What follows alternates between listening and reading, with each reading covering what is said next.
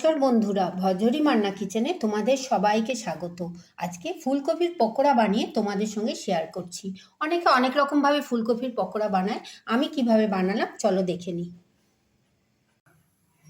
ফুলকপির পকোড়া বানাবার জন্য আমি এখানে কয়েক টুকরো ফুলকপিকে ভালো করে ধুয়ে নিয়েছি।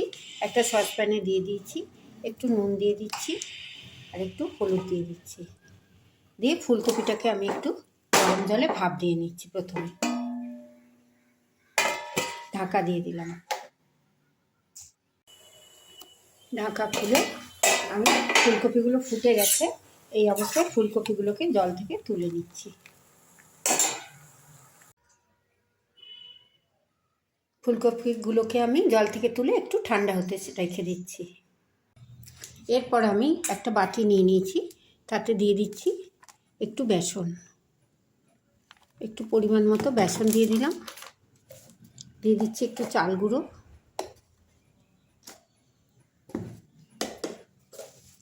একটু কালো জিরে, একটু জোয়ান, অল্প একটু লবণ পরিমাণ মতো, আর একটু হলুদ দিয়ে দিচ্ছি। সব দিয়ে আমি শুকনো ব্যাটারটা আগে একটু মাখিয়ে নিচ্ছি।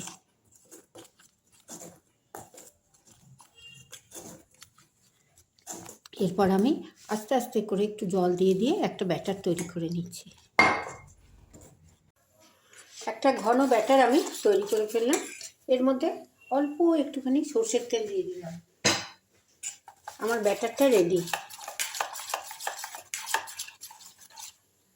এরপর আমি গ্যাসের উপরে একটা কড়াই বসিয়ে দিয়েছি, আর তাতে একটুখানি সাদা তেল আমি দিয়ে দিচ্ছি, হোয়াইট অয়েল দিয়ে দিচ্ছি। এখানে আমি ফুলকপিগুলো সেদ্ধ করে রেখেছি, ঠান্ডা হয়ে গেছে, আর একটু ব্যাটার তৈরি করে রেখেছি। এবার আমি এই ব্যাটারের মধ্যে একটা করে ফুলকপি ডুবিয়ে ডুবিয়ে তেলের মধ্যে দিয়ে দিচ্ছি। ব্যাটারটা একটু মোটা হবে, তাহলে ফুলকপির গায়ে খুব সুন্দর একটা কোটিং পড়বে। এরকমভাবে আমি সমস্ত ফুলকপিগুলোকে ব্যাটারে ডুবিয়ে তেলের মধ্যে দিয়ে দিচ্ছি।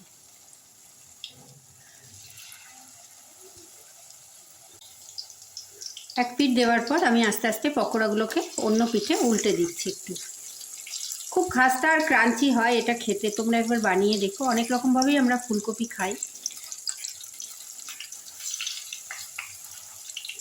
চাল গুঁড়ো আর বেসন দিয়ে আমি করলাম, তোমরা কর্নফ্লাওয়ারও দিতে পারো। এইভাবে আমি পকোড়াগুলোকে উল্টে নিচ্ছি, লাল লাল করে ভেজে নিচ্ছি। দুদিকটাই এরকমভাবে আমি ভালো করে উল্টে পাল্টে ভেজে নিয়ে এগুলোকে আমি একটা প্লেটে এবার তুলে নিচ্ছি।